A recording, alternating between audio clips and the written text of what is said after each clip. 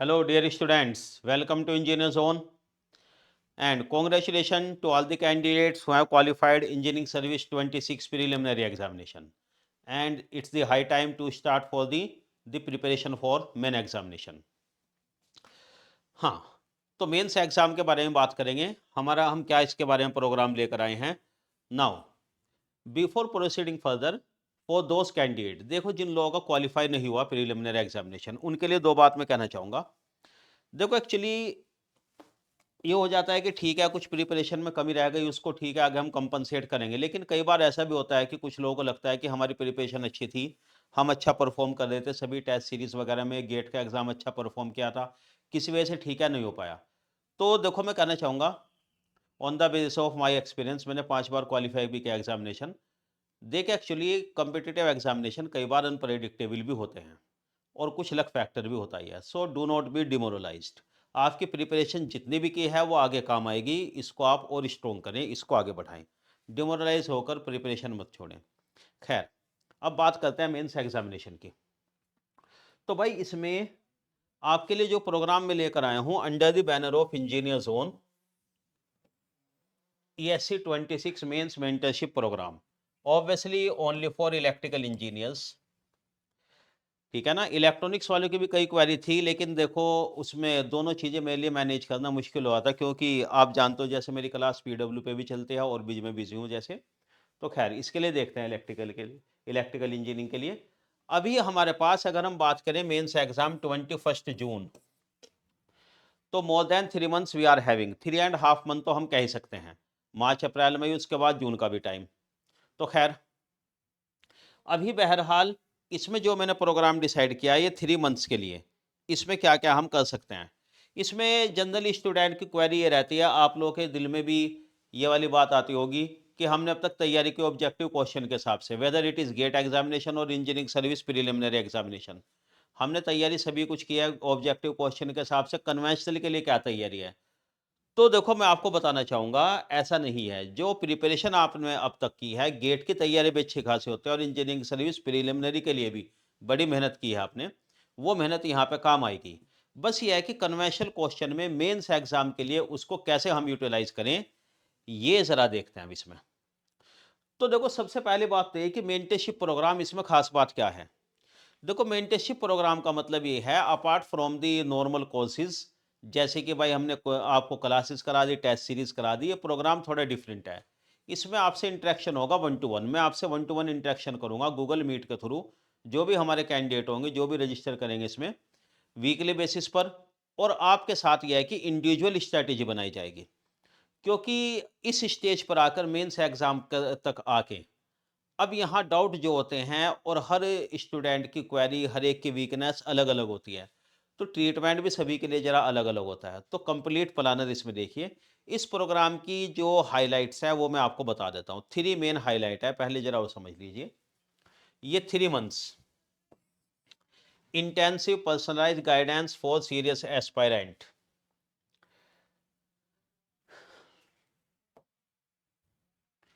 Programme highlight देखो, पहला तो ये इसमें personalise 3 month strategy planner, 3 month study, 3 month strategy planner. इसमें हम वीकली इंटरेक्ट करेंगे स्टूडेंट से, 1 to 1 इंटरेक्शन ऑब्वियसली, सभी के साथ नहीं।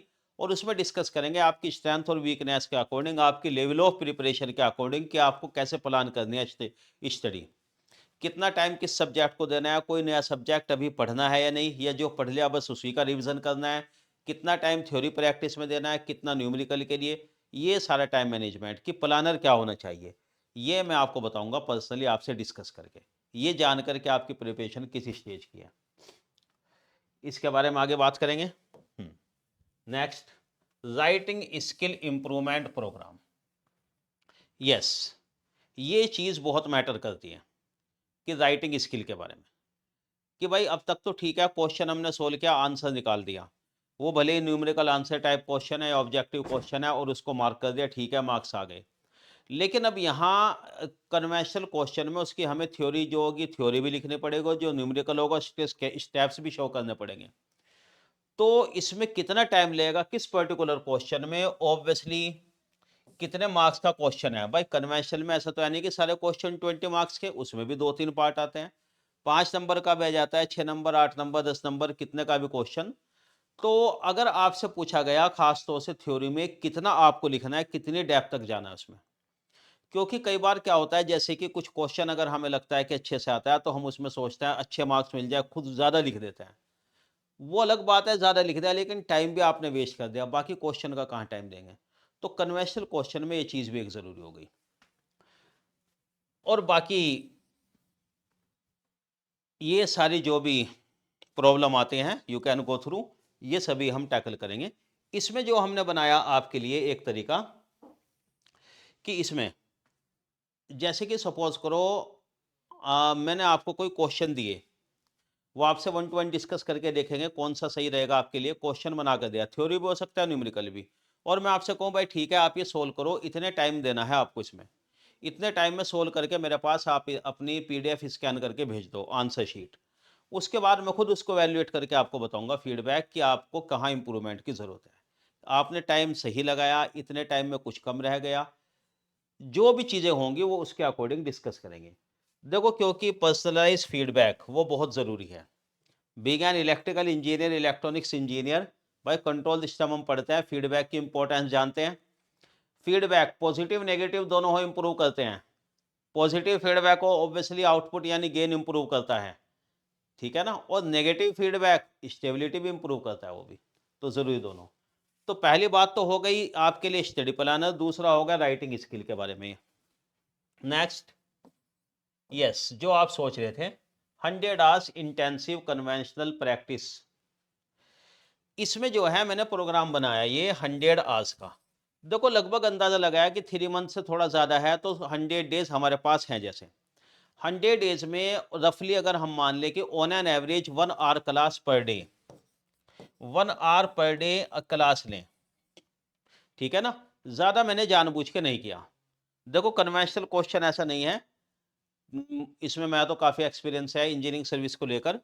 तो हम तो कराने को 4 घंटे क्लास में मैं आपको करा दूं भाई, हमारा काम ही है, हमारी तो ड्यूटी है, हम तो क्लास ले सकते हैं, क्या दिक्कत है। लेकिन देखो वो आपके लिए ज्यादा हो जाएगा, क्योंकि ऐसा तो है नहीं कि अभी आप प्रिपरेशन बिल्कुल जीरो से कर रहे हो। भाई आपका एक प्रिपरेशन का लेवल है, फिर आप क्वालिफाई कर चुके। तो यहाँ मैंने 1 आवर पर डे, क्योंकि बाकी भी आपको काम रहेंगे, ऑन एन एवरेज ही रखा है। वो अलग बात है कि इसको डिवाइड कर लेंगे कि वीक में 3 दिन क्लास है, 2-2 घंटे की, या किस दिन 3 घंटे की, और कुछ दिन आपको ऑफ दे दिया, वो देख लेंगे हम शेड्यूल क्या रहेगा, वो डिस्कशन के बाद आपसे। तो इसमें देखो मैं आपको क्वेश्चन कराऊंगा, कन्वेंशनल क्वेश्चन की प्रैक्टिस कराऊंगा मैं आपको। इसमें क्वेश्चन जो है ज्यादातर नए क्वेश्चन होंगे जो मैंने बनाए हैं इसके लिए कन्वेंशनल क्वेश्चन। क्योंकि जो पुराने क्वेश्चन है प्रीवियस ईयर क्वेश्चन काफी हद तक आप लोग कर भी लेते हो और कर भी चुके हो, या ये क्या कहते हैं स्टूडेंट जनरली कि सर ये हमें मिल जाता है, कुछ डाउट होगा पूछ लेंगे, ये नए क्वेश्चन करा दीजिए। और तो मैंने उसी बात पे ध्यान दिया है। क्वेश्चन मैं आपको ऐसे कराऊंगा न्यूमेरिकल के साथ साथ कुछ थ्योरी भी, कि आपका थ्योरी भी सारा रिवाइज हो जाए, ठीक है ना। एक क्वेश्चन कई बार काफी होता है, बल्कि एक है, चलो दो मान लो, 2 क्वेश्चन काफी हो जाता है पूरा चैप्टर रिवाइज करने के लिए कई बार। कौन कौन से सब्जेक्ट, ये रहे भाई सब्जेक्ट। देखो इलेक्ट्रिकल वालों के लिए ये वाले सब्जेक्ट होंगे, machine, power system, power electronics, measurement, analogue electronics, control system, network और इलेक्ट्रिक मटेरियल्स। तो भाई ये आप समझ लो इसमें कितने हो गए सब्जेक्ट, 8 सब्जेक्ट्स हो गए जिसके क्वेश्चन आपको कराएंगे। सभी सब्जेक्ट मैंने जानबूझ के इंक्लूड नहीं किए, क्योंकि उतना टाइम शायद हो नहीं पाएगा। जो स्टूडेंट की ज़्यादातर डिमांड रहते हैं वो सब्जेक्ट मैंने यहाँ पर लिए हैं। हालांकि इसमें मैं चाहता था मैथमेटिक्स के भी क्वेश्चन करा दूं, क्योंकि इलेक्ट्रिकल में मैथ के क्वेश्चन आते भी हैं, लेकिन ज़्यादातर जो डिमांड थी स्टूडेंट की वही वाले सब्जेक्ट मैंने इंक्लूड किए, इसलिए मैंने मटेरियल इंक्लूड कर लिया मैथ के बजाय, ये क्योंकि स्टूडेंट की डिमांड के अकॉर्डिंग था। तो खैर, अब अब इन प्रोग्राम के बारे में, ये जो 3 एस्पेक्ट हो गई हमारे प्रोग्राम की, इसके बारे में डिटेल से हम जान लेते हैं।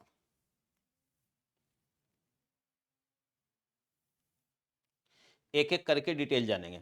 तो अब तक मैंने आपको ये बताया। हाँ, देखो इसमें एक बात और, जैसे कि कई स्टूडेंट का कहना ये था कि अगर हमारा प्री क्वालिफाई नहीं हुआ, हमें आगे प्री देना है, मेन भी, लेकिन तैयारी है भी, तो क्या इस प्रोग्राम को कर सकते हैं? तो भाई मैं कहूँगा ठीक है, मोस्ट वेलकम।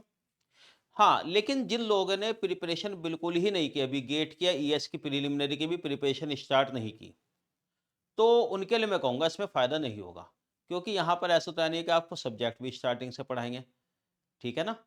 तो अगर आपकी तैयारी उस लेवल की है कि आप भाई चलो गेट या प्रिलिमिनरी दे चुके हो, एक ठीक-ठाक तैयारी, तो आप भी इस चीज़ को कर सकते हो और ये अच्छी बात भी है। भाई कुछ लोगों ने तैयारी इस बार गेट की प्रीलिम नहीं दिया, दिया था किसी वजह से नहीं हुआ। अब लगता है कि अगले साल प्रिलिमिनरी देना है, प्री की तैयारियाँ मेंस के भी कर लें तो आप कर सकते हो। ये आपके लिए बड़ा अच्छा रहेगा। खैर, तो मैं इसमें 3 चीज़ें मैंने हाइलाइट की थी। एक तो स्टडी प्लानर 3 मंथ के लिए आपको स्टडी कैसे प्लान करनी है, राइटिंग स्किल के बारे में और 100 आवर्स प्रैक्टिस क्वेश्चन। अब राइटिंग स्किल इम्प्रूवमेंट प्रोग्राम में किस-किस चीज़ पे ध्यान दिया जाएगा? देखो ज़रा राइटिंग स्किल पे, एससी मेन। तो सबसे पहली बात आप ये जानकर चलो कि कोई भी कॉम्पिटिटिव एग्जामिनेशन हो, भाई केवल हार्ड वर्क से कंपटीशन नहीं निकलते। स्मार्ट वर्क, स्ट्रैटेजी, एक अच्छी अप्रोच वो बहुत ज़रूरी होती है, ठीक है ना? तो on the basis of my own experience मैंने एग्ज़ाम क्वालिफाई किया, मैंने एग्ज़ाम दिया ये, उसके बेस पर और with in the last 25 years of my teaching experience, मुझे इसमें मोर देन अब तो बल्कि 26 साल हो जाएँगे। इसमें जो टीचिंग एक्सपीरियंस है मेरा, उसमें जो मैंने स्टूडेंट के लिए ऑब्जर्व किया कि स्टूडेंट को कहाँ-कहाँ दिक्कत आती है, कहाँ मार्क्स कम रह जाते हैं, उसके बेस पे मैं आपको कुछ चीज़ें बताना चाहता हूँ। तो देखो एक्चुअली स्टूडेंट इसमें मार्क्स क्यों लूज़ कर जाते हैं कन्वेंशनल क्वेश्चन में? कंसीडरिंग की तैयारी अच्छी है उनकी, मतलब प्री क्वालीफाई क्या कंसेप्ट अच्छा है फिर भी। तो कई सारी चीज़ें इसमें, एक तो poor structure, lack of clarity, weak presentation, improper time management, writing too much too little. ये चीज़ मैं खास तौर से आपके लिए हाईलाइट करना चाहूँगा। लैक ऑफ क्लैरिटी का मतलब मेरा ये नहीं है कि कंसेप्ट आपकी वीक है, कंसेप्ट आपके भले ही सही हो, आपकी क्लैरिटी इस बारे में नहीं होती कई बार कि मुझे क्वेश्चन कैसे टैकल करना है। अब इसमें प्रेजेंटेशन अच्छा नहीं है कि भाई जानते हैं लेकिन लिखना तरीके से नहीं हो पाया। इम्प्रॉपर टाइम मैनेजमेंट, किसी क्वेश्चन को ज़रूरत से ज़्यादा टाइम दे दिया, जैसे राइटिंग टू मच और टू लिटिल। कहीं पर लग रहा था हमें कि भाई इसमें कुछ चीज़ बतानी थी, वो बताया नहीं, कम। ज़्यादातर दिक्कत आती है राइटिंग टू मच वाले में। तो ये टाइम मैनेजमेंट किस क्वेश्चन के साथ कैसे करना है, चलो ज़रा अब इस बारे में देखते हैं। तो ये प्रोग्राम कैसे वर्क करेगा? इसके कुछ सैलिएंट फीचर हैं, मैं आपको बता देता हूँ, बाकी स्लाइड्स तो है ही, जब आपके पास टाइम हो डिटेल में चाहो तो ये चीज़ देख लेना। क्योंकि ऑब्वियसली भाई time is very precious for you, तो मैं नहीं चाहता बिल्कुल भी कि ये सेशन ज़्यादा लेंथी हो जाए। हाँ, राइटिंग स्किल के बारे में अगर आप चाहते हैं सेशन के बारे में, तो मैं वो सेशन ज़रूर लूँगा यूट्यूब पर। जो लोग हमारे साथ इनरोल नहीं भी कर रहे कोर्स में, तो उनके लिए भी कुछ चीज़ें मैं बताऊँगा। वो बात बाद में करते हैं, अभी फ़िलहाल देखो।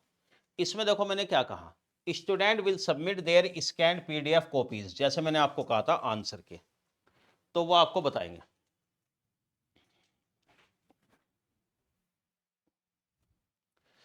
दूसरी बात, detailed evaluation with line by line improvement suggestion. ठीक है ना? सब्जेक्ट जितने हैं सारे मेरे ही सब्जेक्ट हैं, मैं खुद आपकी कॉपी इवैल्यूएट करूँगा उसमें और लाइन बाय लाइन आपको इम्प्रूवमेंट इसमें सजेशन दिया जाएगा। Specific feedback on content, structure और प्रेजेंटेशन। अभी मैंने कहा था कि वीक स्ट्रक्चर और पुअर प्रेजेंटेशन, तो इस बारे में क्या रहेगा? प्रेजेंटेशन में ऑब्वियसली कुछ हद तक रोल आ जाता है हैंड राइटिंग का, और हैंड राइटिंग ऑब्वियसली गंदी तो होनी नहीं चाहिए, लेकिन ऐसा भी नहीं कि बहुत ज़्यादा साफ-सुथरा करके लिखना है, टाइम वेस्ट करना है। और इसके बाद ये one two one online discussion for deep answer analysis. अगर वन टू वन हम इसमें डिस्कस करेंगे, क्योंकि देखो मोस्ट ऑफ द स्टूडेंट जो ये कहते थे हमेशा कि सर फिजिकल क्लासेस में जब स्टूडेंट आते थे कि हफ्ते में भले ही एक आध बार सर से हमारी बात हो गई, टीचर से बात हो गई, 2-3 मिनट की भी कुछ बात हमने पूछ ली, बता दी, उससे बड़ा मोटिवेशन मिल जाता है, ठीक है ना? और अब ऑनलाइन में जरा वो चीज़ नहीं हो पाती कि हम टाइप करके भेजते हैं आंसर डिस्कशन कुछ चीज़ें। तो इसी बारे में मैंने कहा है कि वन टू वन डिस्कशन, क्योंकि फिजिकल क्लास में 4 में होता था स्टूडेंट का, जैसे ही क्लास पूरी हुई 4 घंटे के एकदम बाहर निकल के आते थे स्टूडेंट, और लगभग 15-20 मिनट लग जाते थे हमें डाउट बताने में, कुछ कोई कुछ पूछता, कोई कुछ पूछता स्टूडेंट, वो वाली बात है। तो यहाँ वो चीज़ लैक कर दे, इसलिए one two one online discussion रखेंगे गूगल मीट से। जैसे मैंने कहा वीकली बेसिस पे तो रखना ही है, उसके अकॉर्डिंग ज़्यादा भी कर सकते हैं डिस्कशन। हाँ, साथ ही साथ ये मैं आपको कहना चाहूँगा कि हमारा व्हाट्सअप नंबर वगैरह रहेगा, आप उस पे भी अपने क्वेरी भेज सकते हैं। कोर फोकस एरियाज, अब इसमें देखो क्या है, word limit strategy, marks versus content depth. कितने वर्ड्स में आपका आंसर आ जाना चाहिए अगर कितने मार्क्स का क्वेश्चन है तो इसमें हम गाइड करेंगे how many words to write 6, 8, 12, 20 जितने भी मार्क्स का क्वेश्चन है कैसे, how to avoid over writing avoid करनी है, how to maximise marks within optimal length, how to balance theory derivation diagram. Diagram के बारे में बात करते हैं इसमें। देखो जैसे कि जो सर्किट डायग्राम वगैरह बनाते हैं भाई, इलेक्ट्रिकल इंजीनियरिंग है, सर्किट्स के बिना काम चलता ही नहीं। कई बार जैसे कि होता है, और मैंने आपसे कहा भी है कि डायग्राम की हेल्प से डिस्कस करो तो ज़्यादा इफेक्टिव आंसर आता है और फायदेमंद भी होता है। अब हर एक क्वेश्चन में डायग्राम बनाना जरूरी, डायग्राम बनाए तो कैसा बनाए, कितना साफ सुथरा, उसमें टाइम तो नहीं ज़्यादा लग जाएगा। केवल पेंसिल से बनाकर बनाना काफ़ी है, पेन से बनाएं, पेंसिल उठाएं, HB 2H पता नहीं कौन कौन सी, या कितने कलर से बनाएं, और उसमें हर एक पॉइंट को मेंशन करें, लिखें, वो टाइम ज़्यादा लग जाएगा कि बस केवल थ्योरी लिख दें। तो कितना टाइम कहाँ लगाना, डायग्राम किस तरीके का बनाना है, कितना रफ या कितना फेयर हो, ठीक है ना। फ्री हैंड हाथ से बना दे या बस स्केल से बना दे तो भी खैर। एग्जैक्ट टाइम एलोकेशन, अब इस बारे में बताएंगे इसमें। ये रहा how to divide 3 hours effectively. भाई कितने क्वेश्चन आप आंसर कर सकते हो 3 घंटे में, ये भी जरूरी। आपको सारे क्वेश्चन आते हैं लेकिन फिर भी नहीं कर पाए तो when to stop writing move ahead, और ये speed, how toppers maintain speed with clarity. भाई इस एग्जाम में मेरी भी ऑल इंडिया रैंक 2 थी, तो मैंने भी इसमें अंदाज़ा लगाया था कि कैसे इसमें स्पीड को मेंटेन करना है, कितना प्रैक्टिस करनी लिखने की। Presentation and structure, how to answer, diagram, formula, how to structure body in logical flow, how to conclude, how to write. Diagram, drawing guidance, जो मैंने बताया था कितना नीट एंड क्लीन हो, कितना टाइम दिया जाए, ये सारी बातें। पेन एंड हेडिंग स्ट्रेटेजी, भाई जब आप लिखने जाते हो ऐसा नहीं है कि बहुत साफ साफ के लिए, बहुत बढ़िया प्रेजेंटेशन के लिए 3-4 कलर यूज करने लोगों, ठीक है ना। कलर कॉम्बिनेशन रखना है नहीं, हेडिंग के लिए दूसरा कलर लगाना है नहीं, कितनी बार कलर बदलना है, फिर उसमें टाइम तो नहीं वेस्ट हो रहा है। तो आपको शॉर्टकट में एक बात मैं बताऊं, अच्छा लिखने का मतलब ये नहीं होता कि बार बार कलर चेंज करना। ब्लू और ब्लैक 2 कलर के पेन होता है, काफ़ी हो जाता है काम उससे। चाहे तो तीसरा ग्रीन रख ले, रेड को तो अवॉइड करें, रेड क्योंकि एग्जामिनर अपना रिमार्क वगैरह लिखते हैं, मजबूरी में तो रेड यूज़ हो जाता है, वैसे उसको अवॉइड करें। और ज़्यादा बार बार कलर मत बदलें, हेडिंग के लिए मेन, और बाकी लिखते चले जाएं। डायग्राम भी एक या 2 कलर से बन जाए बस काफ़ी है। जैसे वेवफॉर्म होते हैं पावर इलेक्ट्रॉनिक्स में, ज़रूरत पड़ जाती है 2-3 डायग्राम की, वहाँ तो रेड कलर यूज़ करना पड़ जाता है। तो खैर ये आपके लिए programme who should join. Next, अब मैं बताता हूँ इसमें पर्सनलाइज 3 मंथ, ये 3 मंथ का जो प्रोग्राम है पर्सनलाइज, इसमें स्टडी प्लानर, इसमें क्या चाहिए। जैसे मैंने कहा था स्टडी प्लानर, तो भाई right direction, smart planning, continuous correction, personal mentorship.